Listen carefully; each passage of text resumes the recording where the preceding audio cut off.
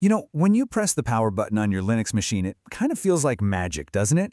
One moment it's completely off, and then just a few seconds later, boom, there's your login screen. But that super smooth experience, it's actually hiding a lightning-fast, incredibly complex sequence of events. So what is actually happening in that tiny window of time between hitting the button and typing your password? What are all the hidden processes that spring to life to turn a dormant piece of hardware into a fully functional operating system? Well, let's pull back the curtain and follow the entire journey, step by step. I think the absolute best way to picture this is as a four-stage relay race. See, each stage, each runner, has a very specific job to do before it passes the baton to the next one. It all starts with the firmware, which hands off to the bootloader. Then that passes it to the kernel, and finally, the init system takes us right across the finish line. So in this explainer, we're going to follow that baton handoff from start to finish.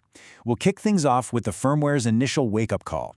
Then we'll see how the Grub bootloader navigates the system. We'll solve the kernel's big chicken and egg problem, and finally watch that final handoff to the init system. All right, our race begins the very instant power hits the motherboard.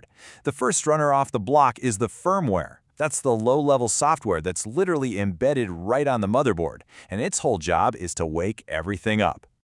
So the very first thing the firmware does is this super quick warm-up lap called the Power On Self-Test, or POST.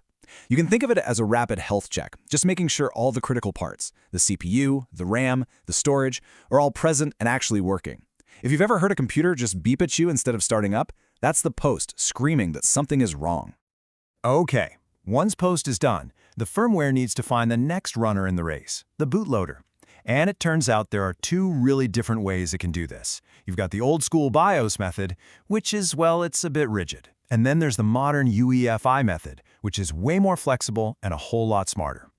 This table really breaks it down perfectly. If you look at the BIOS column, you can see it's kind of primitive. For discovery, it just reads the very first sector of a disk, looks for a little magic number, and then blindly runs whatever code it finds there. And as you can see, it is not file system aware at all.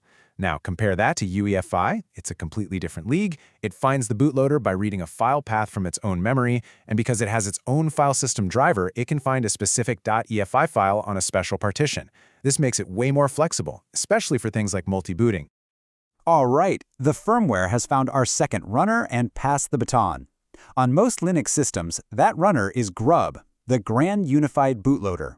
Its job is to be a navigator, to find the brain of the whole operation, the Linux kernel, and get it loaded up into memory. But this presents a really fascinating puzzle. See, Grub needs to read configuration files, like its grub.cfg, which are sitting in the /boot directory on a file system like ext4. But the operating system, the thing that actually understands ext4, isn't running yet. So how in the world does Grub find its own map? The solution is actually pretty cool. Grub comes prepared. It's not just some simple program, it's a whole miniature self-sufficient environment.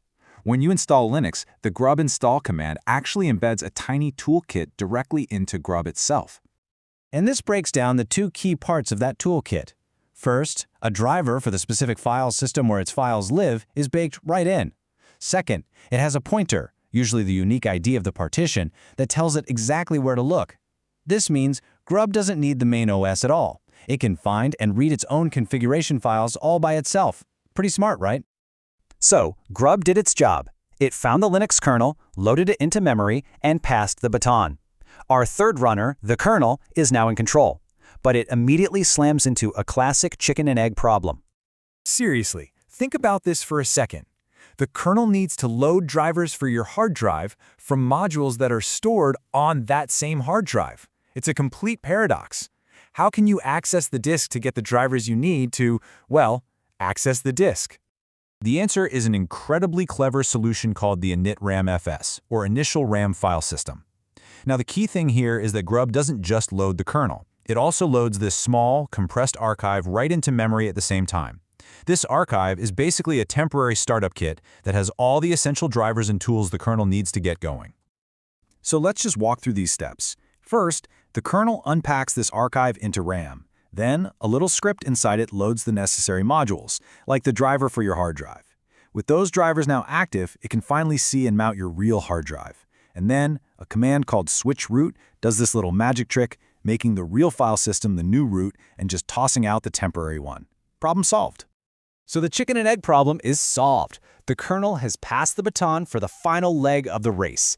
Our anchor runner is the init system. You can think of it like an orchestra conductor, and its job is to start all the system services and bring your machine fully to life.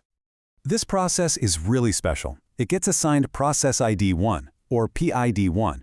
That makes it the great-great-grandparent of every other process that will run on your system.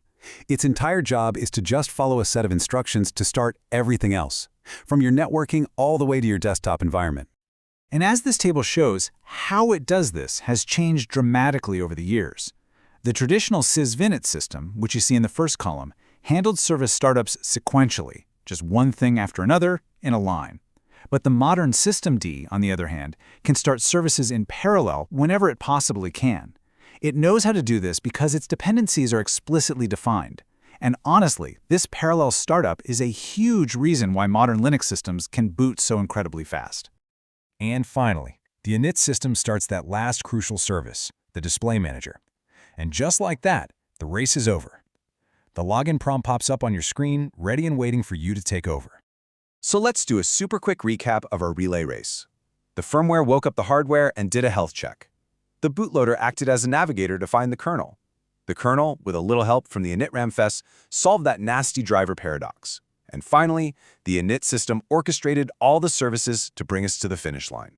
What's just so elegant about this whole process is how each stage builds upon the one before it. It's this layered, progressive journey from the simplest possible hardware checks to a complex multi-service operating system, and it all happens in just a handful of seconds. So, the next time you power on your computer and you see that login screen pop up, just take a second. See if you can picture those four runners, firmware, bootloader, kernel, and init, sprinting through their tasks, flawlessly passing that baton to bring your entire digital world to life.